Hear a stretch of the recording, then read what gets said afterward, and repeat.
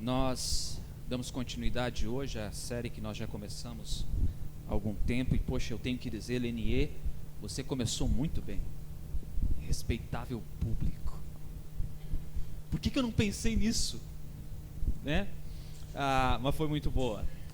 Antes de nós começarmos, eu queria que você visse algo que você já viu, talvez, ou talvez não. Se você não viu, este é o momento. Respeitável público, senhoras e senhores, venham todos, venham ver, contemplem com os seus próprios olhos uma história que irá destravar a sua imaginação para a verdadeira história, onde o imprevisível tem início e os milagres acontecem. Um homem aparentemente ordinário surge, mas um homem com a dignidade de um rei, o rei. Ele desafiou o que é lógico e o que é prático, viveu e morreu para o impossível, em uma expressão de amor verdadeiro. Em um ato que desafiou tudo, ele conquistou todos e venceu a própria morte. Contemplem, senhoras e senhores, com seus próprios olhos, o maior espetáculo da Terra. Eu gostaria que você fechasse os teus olhos. Eu vou ler um texto que se encontra em Marcos capítulo 15. Eu queria que nós continuássemos aquele exercício que a Lenier iniciou com a gente. Atos capítulo 15 vai dizer o seguinte: respira fundo, não preste atenção em quem está do teu lado, somente no que eu estou falando com você.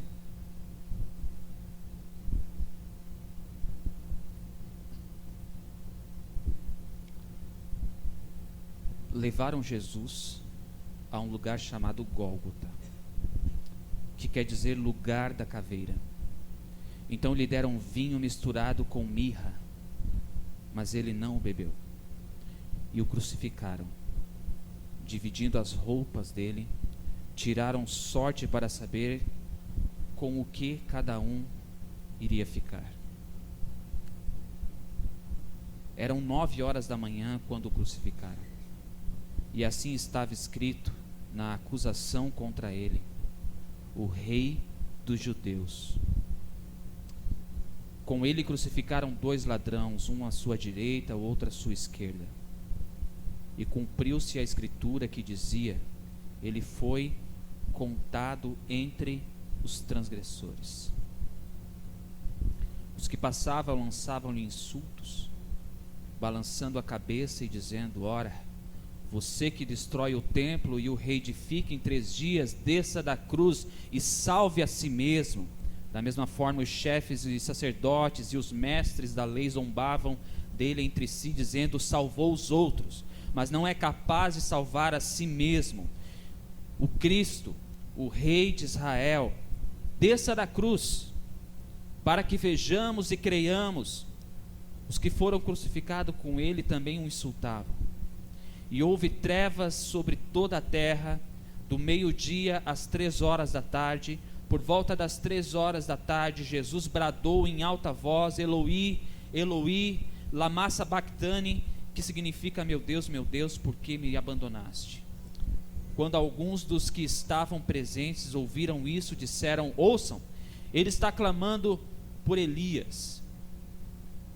Um deles correu e embebeu uma esponja em vinagre, colocou-a na ponta de uma vara e deu a Jesus para beber.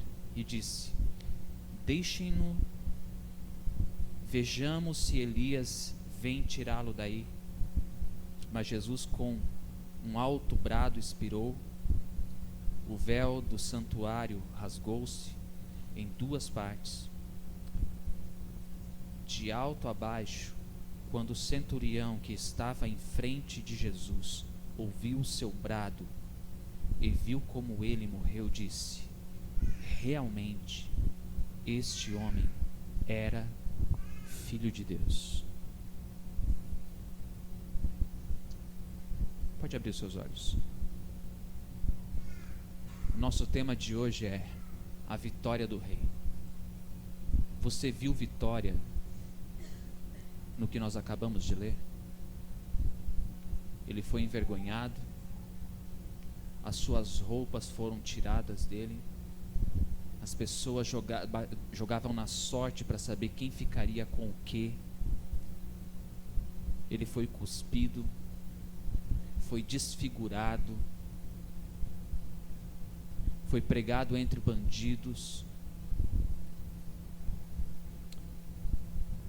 clamou a um Deus que parece ter abandonado por ele. Nenhum dos seus seguidores o acompanhou. Ele estava completamente sozinho, mesmo que outrora ele andava sobre multidões. Ele ressuscitou pessoas, ele curou pessoas, ele fez cego enxergarem, ele fez leprosos serem curados e ficarem limpos, ele fez homens paraplégicos começarem a andar, e quando clamaram, faça alguma coisa, tira a ti mesmo da cruz, para que a gente creia, ele não fez.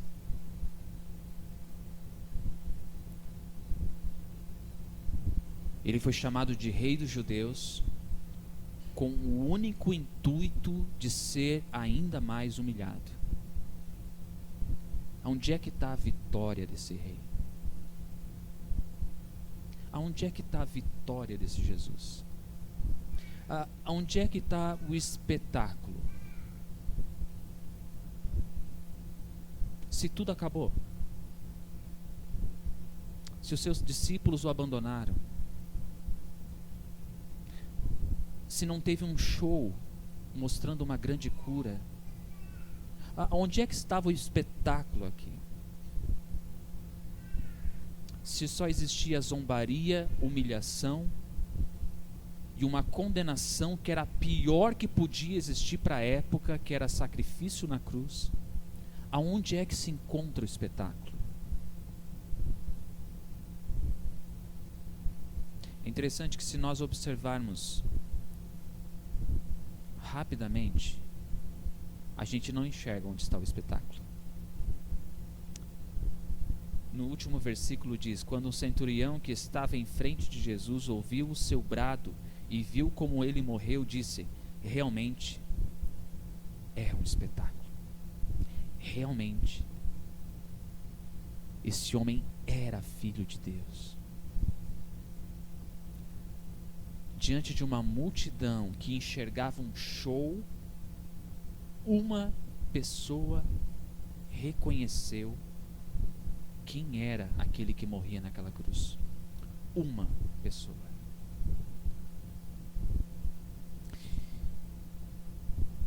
Poucos puderam ver, e talvez muitos não enxergaram de fato existir um espetáculo. Sabe por quê?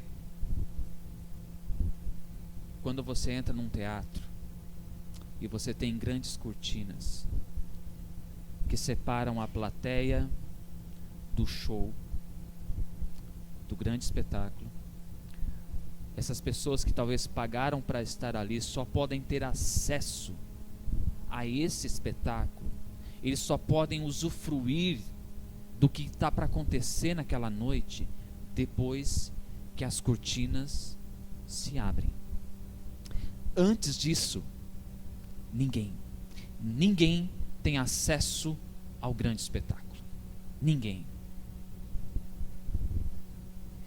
E o véu do santuário rasgou-se em duas partes, de alto a baixo.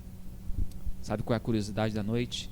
Sabe quem pagou o seu ingresso para ver e se maravilhar com esse espetáculo? Jesus. Ele abriu as cortinas. Ele deixou claro que você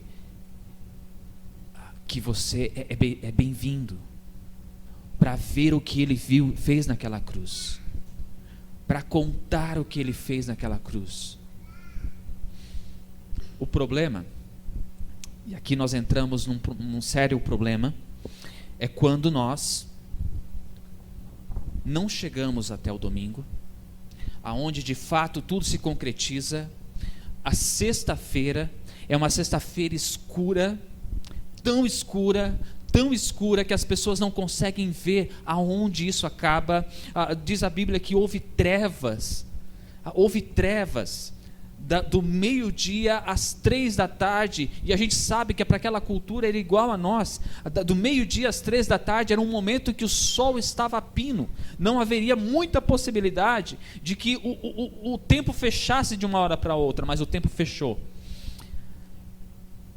E aqueles discípulos que andaram com Jesus por 3 anos fugiram, e aquele sonho que parecia se tornando cada vez mais realidade desabou, e aquela motivação que eles tinham de ver o povo de Israel liberto se acabou ali, porque o grande mestre, aquele que pregou a verdade, aquele que fez tudo o que os grandes mestres da época não podiam fazer, agora estava morto, e acabou, morreu.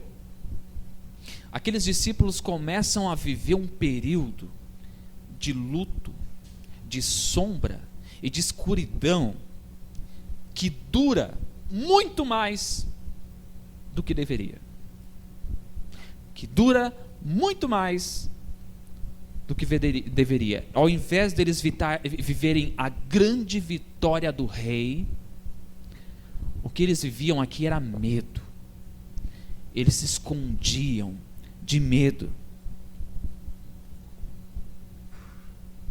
Eles não saíam na rua de medo. Eles negavam a esse mestre de medo. Porém, Marcos 16, quando terminou o sábado, Maria Madalena, Salomé e Maria, mãe de Tiago, compraram especiarias aromáticas para ungir o corpo de Jesus. No primeiro dia da semana, bem cedo, ao nascer do sol, eles se dirigiam ao sepulcro, perguntando umas às outras: quem removerá para nós a pedra da entrada do sepulcro? Mas quando foram verificar, viram que a pedra, que era muito grande, havia sido removida. Entrando no sepulcro, viram um homem vestido de branco, com roupas brancas, assentado à direita, e ficaram amedrontadas. Não tenha medo, disse ele. Vocês estão procurando Jesus, o Nazareno, que foi crucificado. Ele ressuscitou, não está aqui. Vejam o lugar onde haviam posto. Segura aqui. Você percebe que aquelas mulheres, elas andaram com Jesus, elas escutaram desse Jesus o que aconteceria, que Jesus dizia: eu vou me entregar, eu vou morrer, mas não se preocupa, porque eu destruo o templo e em 3 dias eu o reconstruo. Alguns pensavam que ele falava de fato do templo de Salomão, mas na verdade ele falava de si próprio. Ele como templo, eu entrego, não são ninguém de vocês que vai derrubar esse templo, vocês não vão me matar, eu entrego a minha vida em favor de vocês, e eu mesmo a tomo de volta, eu mesmo a reconstruo. E mesmo que Jesus repetia constantemente essa história para eles, o que ainda iria acontecer, provando para eles até que isso já estava escrito, ainda assim elas ficavam extremamente amedrontadas quando um homem de branco, assentado à porta do túmulo de Jesus, disse: esse Jesus que vocês estão procurando, ele está vivo, ele não está mais morto. Aquilo que era, perceba, aquilo que era para ser um grande motivo de festa, gerou no coração delas ainda mais medo, porque afinal de contas, a sexta passou, o sábado passou, e ao domingo, quando eles se aproximam para cuidar do corpo de Jesus, coisa que era natural da época, elas observam o túmulo, e ali iriam chorar, e ali iriam se debruçar diante do corpo de Jesus, mas aí um homem diz: ele não está mais aqui. Vocês estão procurando entre os mortos. Não, ele não está mais morto. Agora é dia de alegria porque ele está vivo. E o interessante é que o que acontece é medo, muito medo. Elas saem, vão, O homem diz para ela: vão e digam aos discípulos dele e a Pedro: ele está indo adiante de vocês para a Galileia, lá vocês o verão, como ele lhes disse. Mas perceba o versículo 8: tremendo e assustadas, as mulheres saíram e fugiram do sepulcro e não disseram nada a ninguém, porque estavam amedrontadas. Percebe uma coisa? Nós também fazemos isso. Nós também somos medrosos, né? Nós também não conseguimos muitas vezes entender a ação de Deus sobre a nossa vida e continuamos fugindo e amedrontados. É só o que nós sabemos fazer, na verdade, é fugir. É só o que nós sabemos fazer, na verdade, é se encolher com medo do que pode acontecer. Deixa eu ser ainda mais claro: quando nós observamos a nossa vida e uma vida de pecados, e nós olhamos que nós devemos confrontar essa vida, nós temos medo.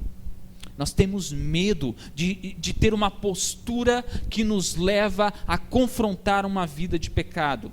Versículo 9 diz: quando Jesus ressuscitou, na madrugada do primeiro dia da semana, apareceu primeiramente a Maria Madalena, de quem havia expulsado 7 demônios. Ela foi e contou aos que com ele tinham estado. Eles estavam lamentando e chorando. Essa era a postura dos discípulos. Perceba: lamentando e chorando. Deixa eu explicar uma coisa para você, e eu não quero que você pense que o nosso tema vai começar agora a flertar com aquilo que nós não concordamos, que se chama teologia da prosperidade.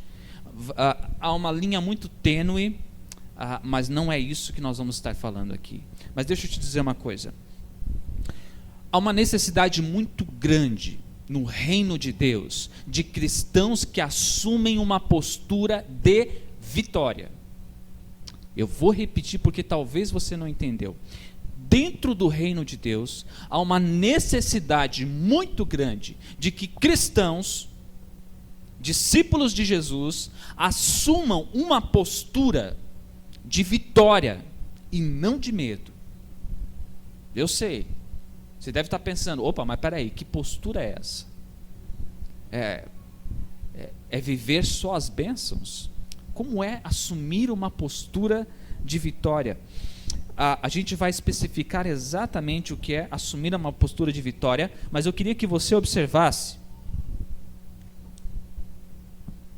que a postura dos discípulos aqui é medo, se esconder por causa do seu medo ou pela consequência que pode vir até eles da sua própria vida. Afinal de contas, Jesus já tinha dito o que ia acontecer, mas eles ainda não tinham visto com os próprios olhos esse Jesus vir. Mas o interessante é que quando Maria Madalena se aproxima dos discípulos e fala para eles tudo que ela viu, com quem ela esteve, ela disse: Jesus está vivo, Jesus está vivo, Ele está conosco de novo, Ele não morreu, Ele ressuscitou, Ele de volta na nossa companhia, e agora a gente pode aproveitar, é verdade o que Ele disse. E a reação dos discípulos ainda era lamentar e chorar por tudo o que tinha acontecido. Nós muitas vezes fazemos isso.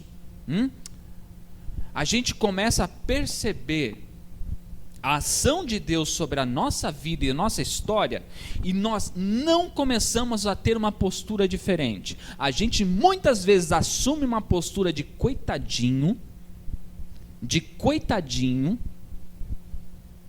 Sabe o que é uma postura de coitadinho?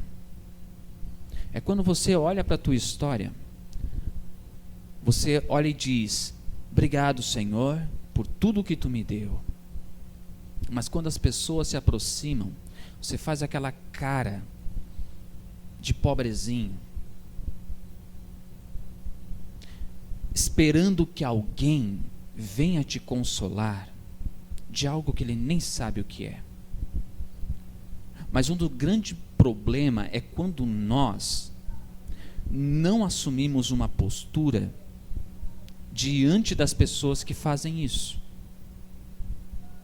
Porque não pode ser normal. Não pode ser normal. você viver constantemente olhando para a tua vida e para a tua história e dizer o seguinte: Deus, converte o meu marido. Deus, quebranta o coração da minha esposa. Deus, mexe com o coração dos meus filhos. Mas você não muda a sua postura. Você não muda o seu caráter. Isso é postura de medo e não de vitória.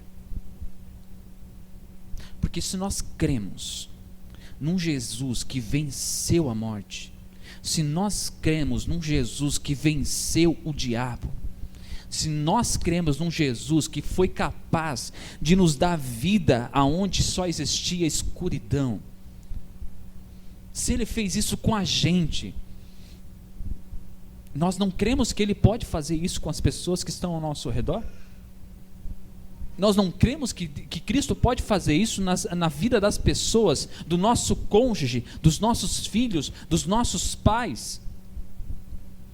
A dificuldade maior é quando um cristão, ele clama, mas ele não assume uma postura que ele deve ter dentro da sua casa. Deixa eu explicar bem mais detalhadamente. Você clama por salvação na tua casa, mas você não vai para o culto. Eu não estou falando que se você vir para o culto é garantia de que os seus filhos, o seu marido, sua esposa, seus pais serão cristãos. Mas se eles não enxergam em você caráter, se eles não enxergam em você excelência para a vida com Deus que você tem, não espere muito deles.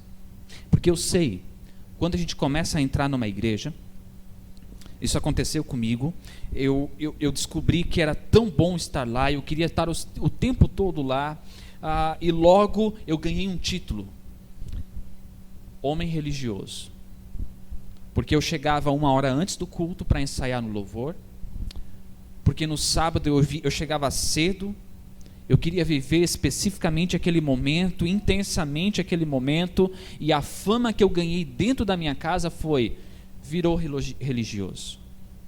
Agora só quer saber de religião. Agora ele não quer mais nada além de igreja. Agora ele se desprendeu, ele não quer mais saber da família, ele não quer saber de mais nada além da igreja. É esse título que muitas vezes nós ganhamos. Mas há uma diferença muito grande entre ser um homem religioso e exercer a nossa fé com excelência. Há uma diferença muito grande, e só quem pode entender essa diferença é quem sentiu e viu que aquelas cortinas se abriram e que há um grande espetáculo para a nossa história. Só aquele que teve um encontro com Jesus entende a necessidade do convívio e a comunhão na igreja. Só aquele que viveu um momento específico com Jesus, que conheceu a Jesus e sabe o tamanho do sacrifício de Jesus pela sua vida, é que consegue entender a necessidade de buscar a Deus constantemente, independente do que os outros falam. Então não adianta culpar o seu pastor, os membros da sua igreja, porque não vão visitar as pessoas da tua família, ou não vão visitar a você, ou não vão visitar a sua esposa, ou alguém da sua família que você queria tanto que ela conhecesse Jesus, porque isso não depende de quem está fora, depende de você que está dentro. E eu sei, existe um ditado muito ruim, que nos mal acostumou. O ditado diz: santo de casa não faz milagre. Não é verdade? Não é verdade. Não é verdade. Você foi enganado esse tempo todo. É você que vai reproduzir a vitória de Cristo naquela cruz para a sua família. É você. Não coloque sobre os outros aquilo que é uma responsabilidade sua. Passa para mim, por favor, Samuel. Quando nós olhamos sobre vitória, nós queremos entender que Jesus, ele foi vitorioso, sim. Ele disse: eu lhes disse essas coisas para que vocês em mim, para que em mim vocês tenham paz. Neste mundo vocês terão aflições, contudo, tenham ânimo, eu venci o mundo. Tenham ânimo, façam parte dessa vitória, façam parte daquilo que eu conquistei naquela cruz, façam parte daquilo que eu determinei dentro daquela cruz, a salvação sobre vocês. Então, a nossa postura como cristão dentro desse processo é assumir um caráter íntegro perante o Senhor, perante quem nós servimos e o que nós conhecemos. Então, se nós nos sentimos atraídos pelo Senhor, se nós nos sentimos salvos, se a salvação é algo presente sobre a nossa história, a gente tem que parar de dar desculpa, a gente tem que parar de viver a sexta-feira e entender que esse Jesus que morreu, isso foi ruim, isso foi triste, mas ele ressuscitou e o rei não está morto. Eis uma diferença muito grande com a postura daqueles reis daquela época, que quando morriam, no máximo permanecia um legado, seja bom ou ruim, no máximo permanecia um legado.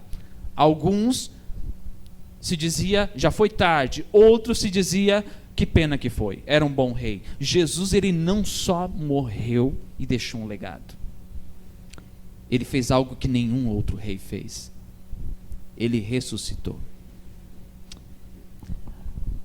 Passa para mim.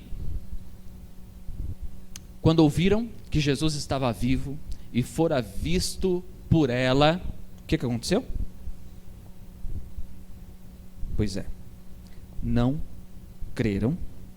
Que dificuldade que esse povo tem de acreditar de que o que as pessoas estão falando. Tá achando que acabou aqui? Não, passa de novo, mais um. Depois Jesus apareceu noutra forma a 2 deles, estando eles a caminho do campo. Eles voltaram e relataram isso aos outros, mas também nestes eles não creram. Eu tenho a impressão que nós gostamos de ficar no sofrimento, que parece que é prazeroso. É estranho falar isso, né? Parece que é prazeroso o sofrimento.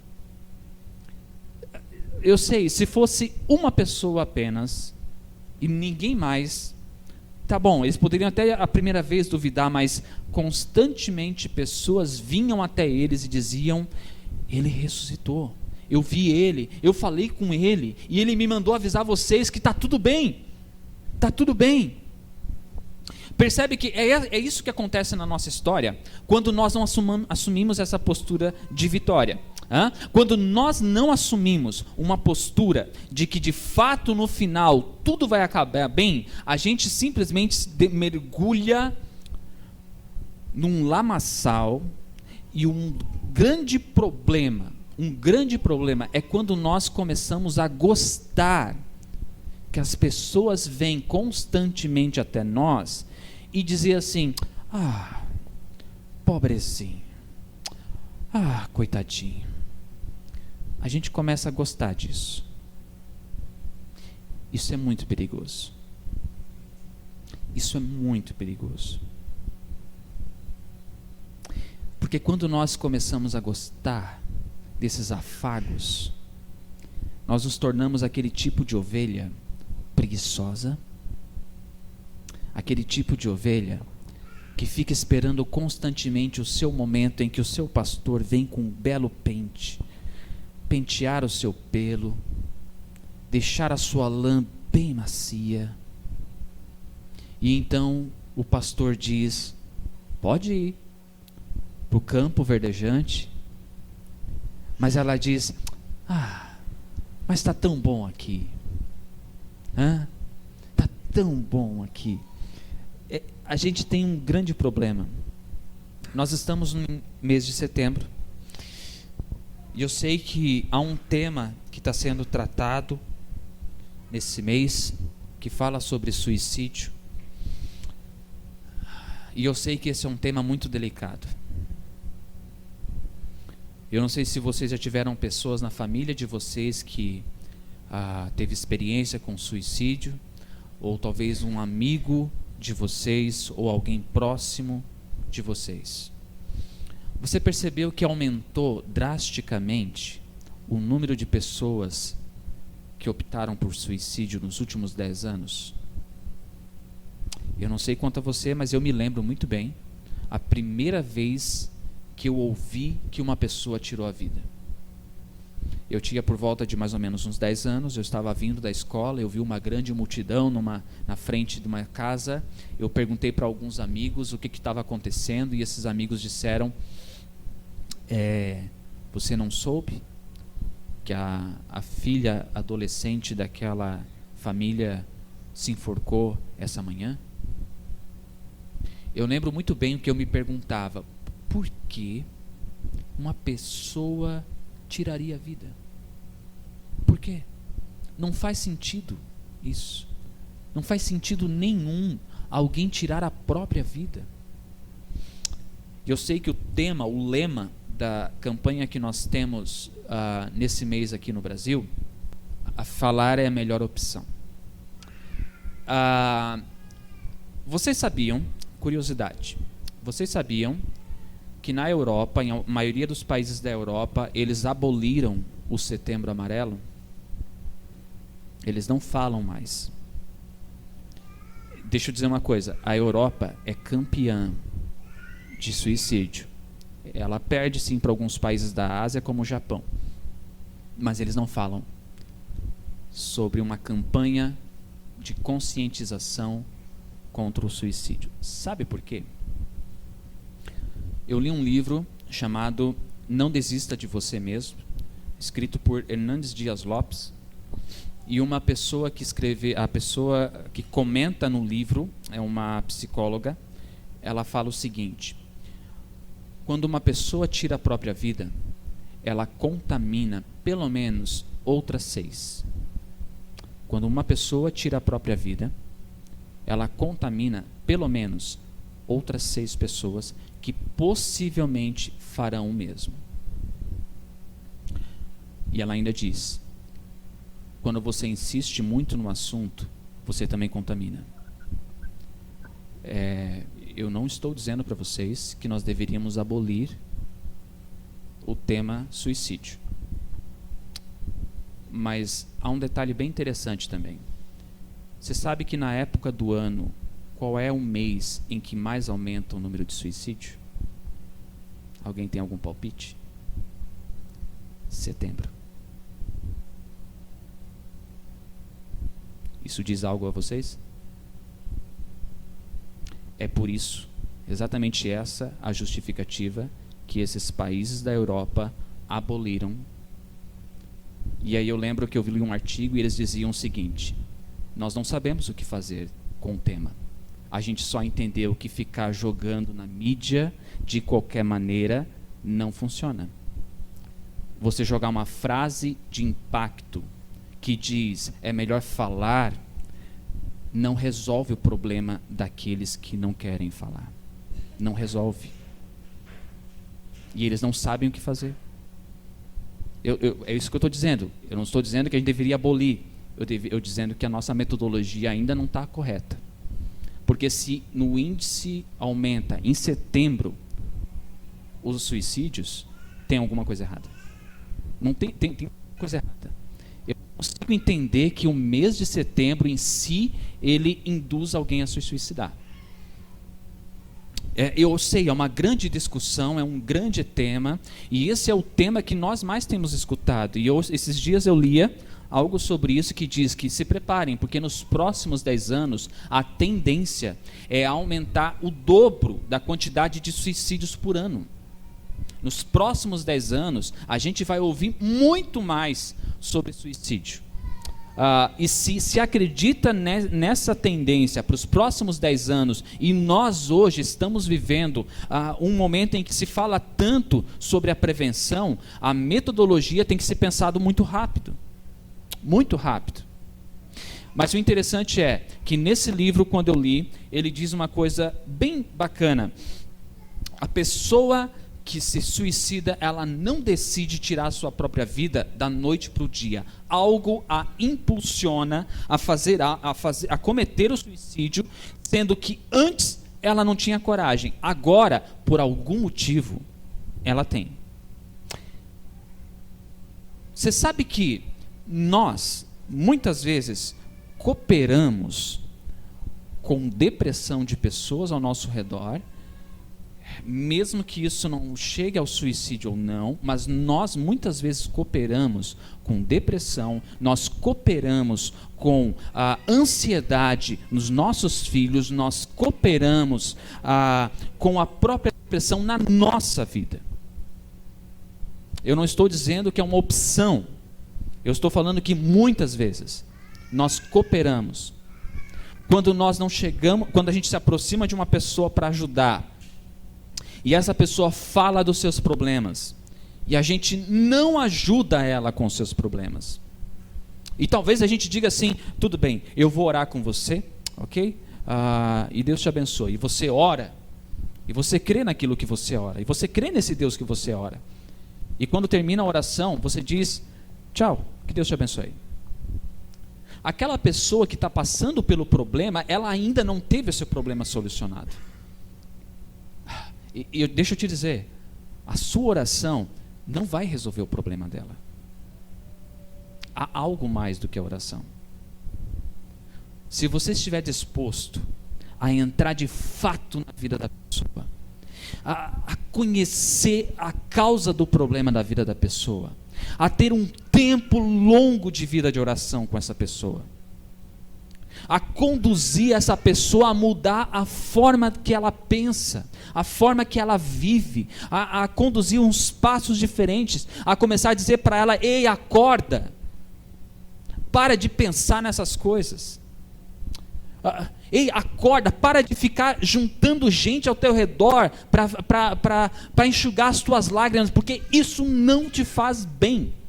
E se você é uma dessas pessoas que gosta de circular outras, bajulando e tentando fazer de um jeito que, você é especial, você é legal, e aí a gente usa aquelas versões bíblicas, que a gente pega o texto, dá uma torcidinha nele, e usa como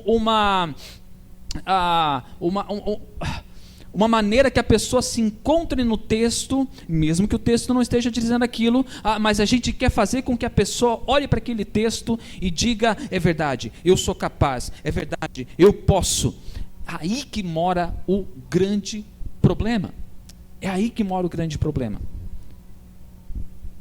Porque se nós começarmos a indicar para as pessoas temas como o do Augusto Cury, eu sei, eu insisto muito nisso, é porque bem sinceramente eu tenho que dizer para vocês, tá? São péssimos os temas, são péssimos. Não perca seu tempo com livros do Augusto Cury. Não perca seu tempo com material de autoajuda, porque a Bíblia não é um livro de autoajuda. A Bíblia é um livro que te confronta o seu pecado, para depois te fazer uma nova criatura. Esse é o perfil de Jesus. Os discípulos não entenderam isso. Eles não entenderam que eles estavam no meio de uma escuridão e as pessoas estavam alertando, ei, para que esse choro? Ei, para que essa angústia? Ele está vivo. Mas eles não acreditavam e permaneciam no mesmo ponto da onde estavam. E não bastava quantas pessoas se aproximavam, eles ficavam naquele círculo fechado, vivendo ainda a sexta-feira da angústia, e não olharam o domingo da vitória. Eu sei que há muitos momentos que nós, e eu não sou uma parte excluída disso, há muitos momentos que nós olhamos para a nossa vida, e muitas vezes a gente olha para a nossa história, e a gente olha para a nossa cama e diria, que bom se eu ficasse aqui, e não olhasse para a cara de mais ninguém, porque hoje eu não estou com saco para olhar para ninguém, hoje eu não estou com disposição para ajudar alguém. Talvez seria mais fácil, só que não é, porque Porque foi isso que os discípulos fizeram. E enquanto os discípulos fizeram isso, eles se privaram de ver a vitória do rei. Passa mais um para mim.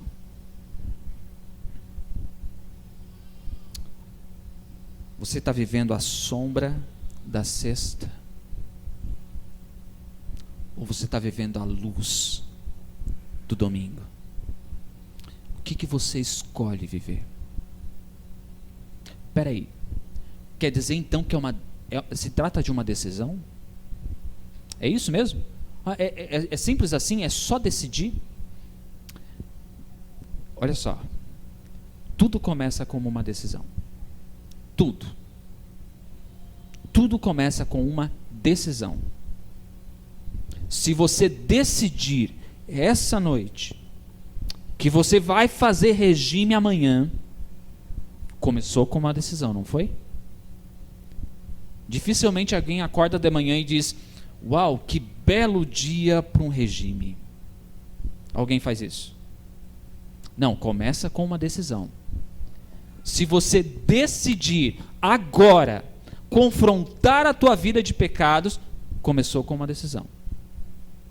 Se você decidir agora que você não vai descansar até que todas as pessoas da sua casa conheçam a Jesus, começou com uma decisão. Se você decidir agora que você não será mais infiel às pessoas da sua casa, começou com uma decisão. Começa com uma decisão. Qual é a decisão que você vai tomar hoje? Qual é a postura que você vai assumir hoje? Quais são os conflitos da tua história que faz você permanecer na cesta sombria e escura e não deixa você ver a vitória do rei que se estende até você? Qual é a postura que você assume hoje? Passa para mim aí.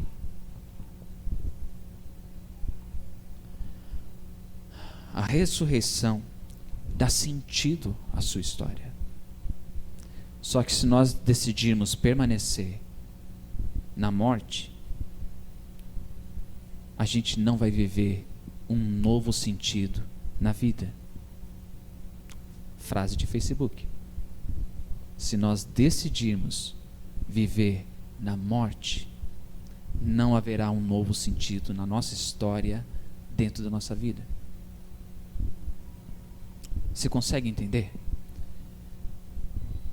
Que se você muitas vezes está onde está e permanece aonde permanece, é porque você não assumiu de fato uma postura. Você ainda não decidiu de fato sair da onde está. Eu fico imaginando que quando nós assumimos uma postura contra o nosso pecado, não é algo fácil. Não é algo fácil. Porque eu fico pensando o seguinte: o diabo muitas vezes olha para a gente, isso é o pastor imaginando, tá? E ele tem uma fotinha sua lá no inferno, sabe, uma 3x4? Talvez até bem pequenininha, aquela que você põe na carteira e ninguém vê que você tem. E ele coloca lá uma foto insignificante sua. E se alguém perguntar, por quê que tem uma fotinha tão insignificante assim do Tiago aqui? Por quê? O diabo vai responder assim: porque eu não preciso me preocupar com o Tiago. Porque o Tiago já é meu. Então eu só quero olhar para lembrar que ele é meu. Ele não assumiu postura nenhuma. Tem vezes que ele diz assim: agora vai, agora eu assumo e eu vou enfrentar, mas basta virar a noite. O Tiago volta a ser o mesmo que ele era ontem. E foram tantas vezes já, tantas vezes, que só essa fotinha, eu estou já cogitando a possibilidade de só escrever o nome dele, tirar a foto. Mas, quando o Tiago assume uma postura de fato de confrontar o seu pecado, e quando eu estou falando confrontar o pecado, é cair, se pôr de joelhos, clamar pelo perdão e levantar. E mesmo que lá na frente você cai de novo, você se põe de joelhos, você clama pelo perdão e você se levanta, quantas vezes for preciso. Aí de repente lá no inferno o que tem é um outdoor do Tiago. E tem uma grande foto do Tiago assim. E está escrito embaixo ainda, meio que pinchado, vivo ou morto. Tem um prêmio pela cabeça do Tiago. Mas é essa questão, que quando você observa a sua vida e diz, a vida é assim, é de baixos, de altos, a gente vai seguindo a vida, deixa a vida me levar, e vida leva eu, né?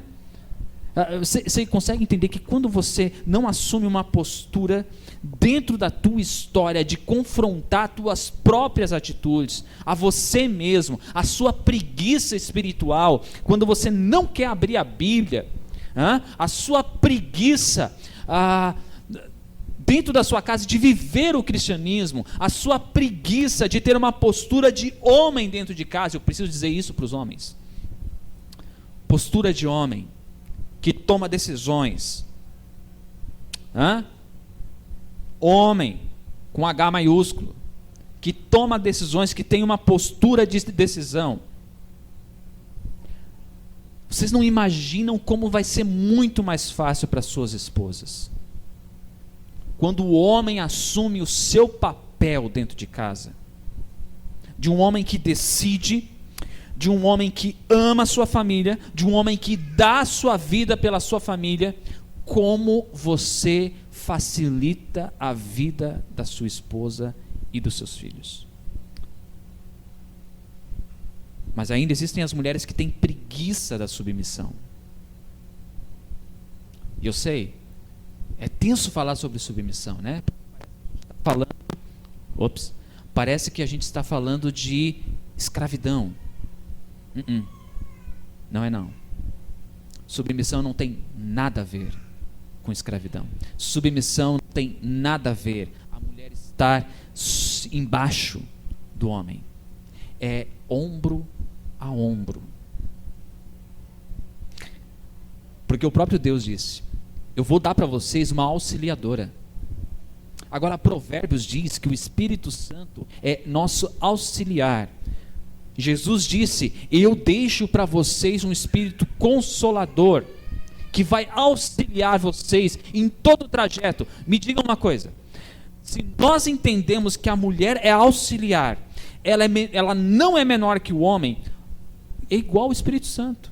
Se nós entendemos que o Espírito Santo é nosso auxiliar e ele não é menor do que o homem, por que a mulher seria? Quando o homem assume uma postura de fato, de proteger e cuidar da sua família a todo custo, é muito mais fácil para a mulher se submeter a um homem que ela confia, que sabe que daria a vida por ela, que sabe que ele dá o sangue pelo sustento da casa, e que ela pode se dedicar a cuidar, a auxiliar esse marido, porque sabe que ele nunca faria mal a esse lar. Porque a postura desse homem diz isso. Não é o que ele fala, é a sua ação. Quando nós assumimos de fato uma postura, nós podemos ver o domingo diferente. Dá mais um clique para mim. Quando nós assumimos uma postura dentro da nossa história, nós vemos que o versículo 6, que aquele homem de branco diz, faz muito mais sentido. Não tenham medo, disse ele. A Bíblia diz que se nós resistirmos ao diabo, nós precisaremos fugir. Amém? Não? Eu errei, foi? Como é que fala? Quem vai fugir? Olha só. Quem vai fugir? O capiroto. O mesmo que botou o outdoor do Tiago lá. É ele que vai fugir. Não somos nós que vamos dizer: Deus, eu não posso mais continuar com essa vida de pecado. Deus, eu não posso mais, eu quero romper com isso. Eu preciso do perdão da minha família, eu preciso que pessoas me ajudem a levantar, eu preciso continuar, eu não posso continuar assim. E aí o diabo diz: agora vai. Quanto mais ele se levanta, pior vai ser a queda. E de fato a queda é difícil. Mas Deus ainda é fiel e justo para perdoar os nossos pecados, nos colocar de pé novamente e dizer: vai. E interessante é que nós vamos cair muitas vezes, mas quantas vezes nós paramos para resistir, para que não haja a queda? Quantas vezes nós decidimos e nos mantemos firmes na decisão que nós tomamos em relação à nossa vida espiritual, em relação à nossa família, ou até à vida espiritual da nossa casa e da nossa família? Quantas vezes nós nos mantemos firmes sobre o propósito de se manter fiel às Escrituras? Quantas vezes? Quantas vezes nós desistimos porque parece que a pressão é muito grande? Quantas vezes?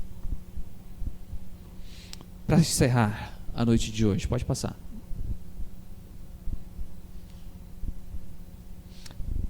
Ele ressuscitou. Dá mais um clique. Deixa eu perguntar para você. Mais um clique. A prova de que a ressurreição de Jesus vai transformar um dia o mundo todo é que ela já está transformando a sua vida.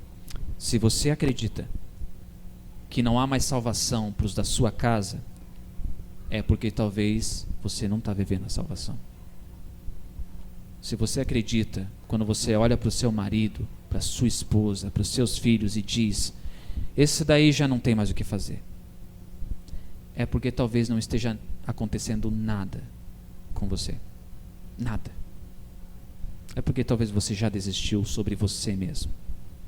Mas quando você vê, que você enxerga a sua teimosia, o quanto você é fraco, e ainda assim Deus te levanta e faz você continuar andando diante das suas fraquezas e permanecer firme, porque Ele um dia venceu o mundo. Aí você pode olhar para aqueles que são iguais a você e dizer: se Deus fez isso comigo, Deus pode fazer com eles também. Se Deus mudou a minha história, Deus pode mudar a história das pessoas que vivem na minha casa também. Queria que você fechasse teus olhos.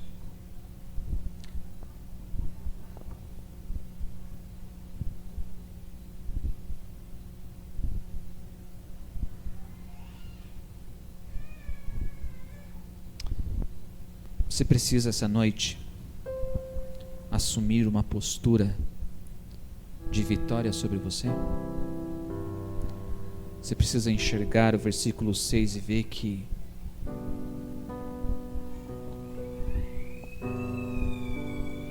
nós não precisamos ter medo dos grandes conflitos sobre a nossa vida e sobre a nossa história, mas nós podemos sim assumir uma postura diferente sobre os nossos atos, uma postura diferente sobre o que Cristo fez na cruz, uma postura diferente sobre a nossa vida espiritual.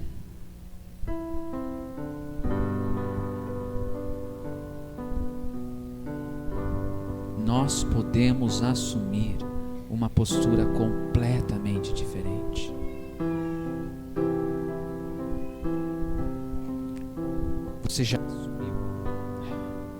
Você já assumiu uma postura diferente sobre você? Será que hoje não é o dia de você reavaliar a sua história?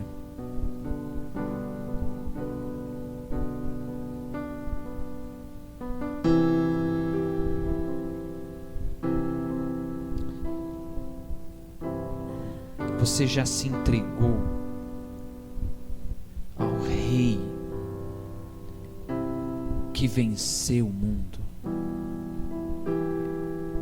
Você já se entregou ao Rei que venceu o mundo.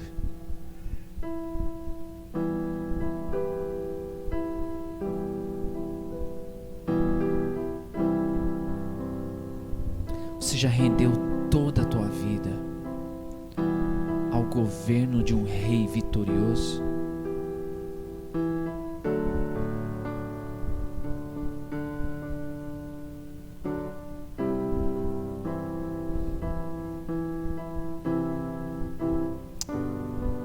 Se você quiser ficar em pé, se você quiser permanecer sentado, nós queremos louvar o Senhor e nós queremos poder glorificar a Ele pelo que Ele fez sobre a nossa história, sobre a nossa vida. E eu queria que você não ficasse em silêncio nesse momento.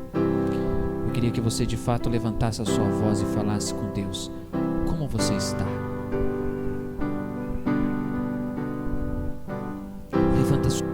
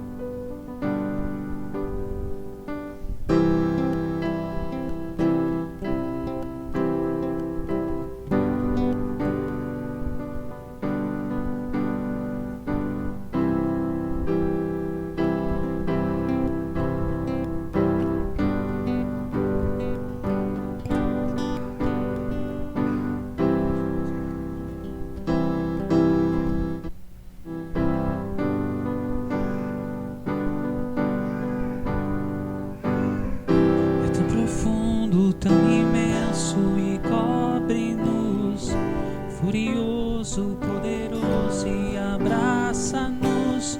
Só Ele pode devolver a vida aos corações.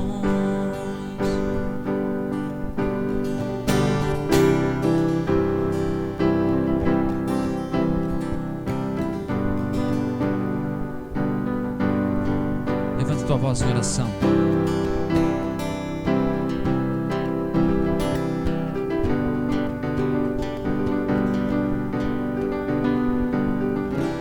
Profundo, tão imenso e cobre-nos, é furioso, é poderoso e abraça-nos. Só Ele pode devolver a vida aos corações. É tão profundo, tão imenso e cobre-nos, é furioso, poderoso e abraça-nos. Só Ele pode devolver a vida aos corações.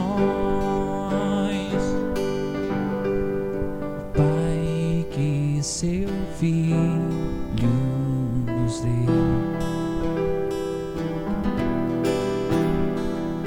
Filho que por todos morreu,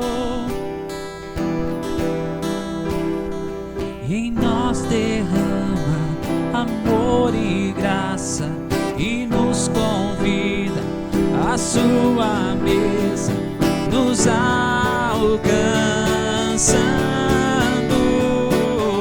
É tão profundo, tão imenso e cobre-nos, é furioso, é poderoso e abraça-nos. Só Ele pode devolver a vida aos corações. Profundo, tão imenso e cobre-nos, é furioso, poderoso e abraça-nos. Só Ele pode devolver a vida aos aos corações.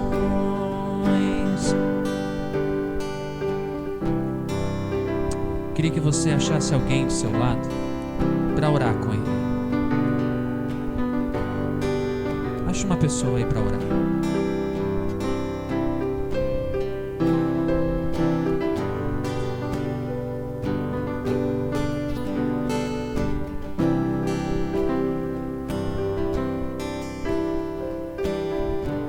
Queria que você não ficasse sozinho. Acha alguém.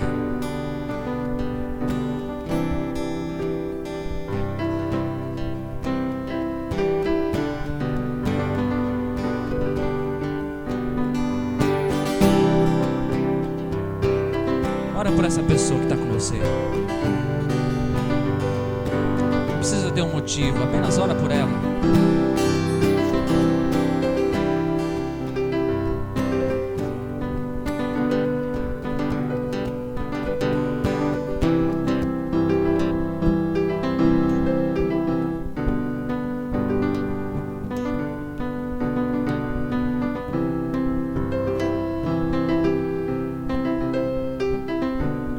Clama pela vida dessa pessoa. Talvez dificuldade que ela esteja passando, medo de assumir uma postura de coragem que ela tenha, talvez ela tenha vivido constantemente a sexta-feira sombria, escura, gelada, e tem se acomodado ali.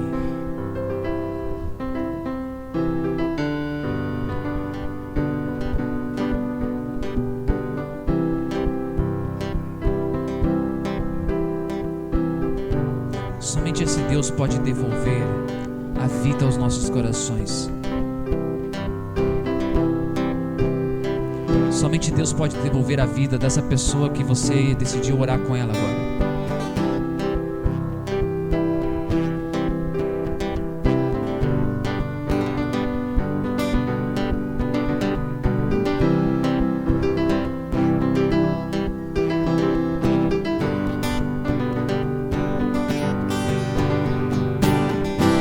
Profundo, tão imenso e cobre-nos, é furioso, poderoso e abraça-nos.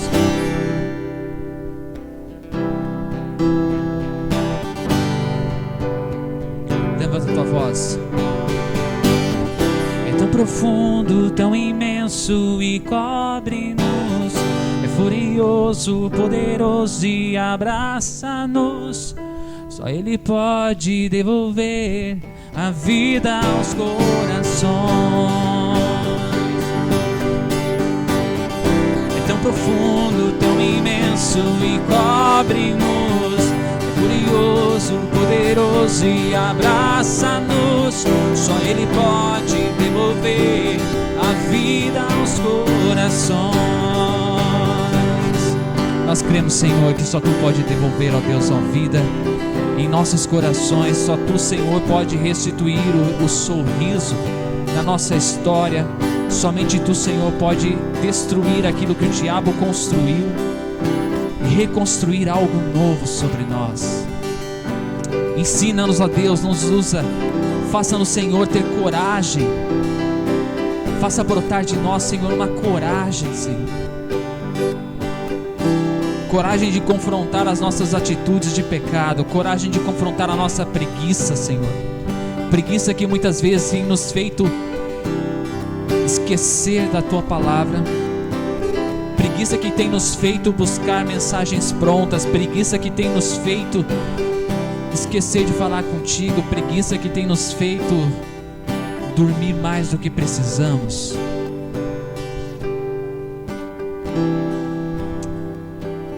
Levanta sobre nós, ó Deus, homens e mulheres com uma postura radical, uma postura que tem direção ao Teu Evangelho. Levanta, Senhor, nessa comunidade homens e mulheres que vão pregar o Teu Evangelho, homens e mulheres que vão falar de Ti para as pessoas ao seu redor, que não vão se esconder dentro das suas casas, que não vão se esconder dentro das suas igrejas, mas vão falar da grande vitória do Rei, em todo lugar onde estiverem. Levanta aqui, Senhor, homens e mulheres corajosos que vão orar pelos seus filhos, pelo seu cônjuge, que vão ajudar os seus parceiros e parceiras a se levantarem quando eles caírem. Pessoas que não vão abrir mão e nem negociar princípios e valores da tua palavra diante do que for ofertado lá fora, Senhor.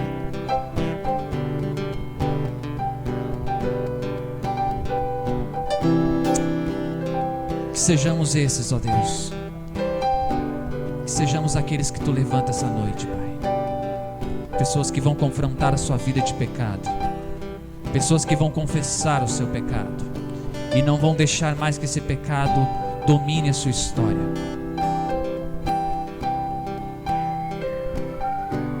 Porque só tu, Senhor, pode devolver a vida aos corações. É tão profundo, tão imenso e cobre-nos. É furioso, poderoso e abraça-nos. Só Ele pode devolver a vida aos corações. Obrigado por nos trazer em segurança até aqui, Senhor. Obrigado, Senhor, pela comunhão intensa que nós temos vivido um com os outros.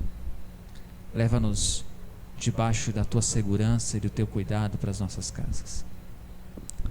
Em nome de Jesus. Amém.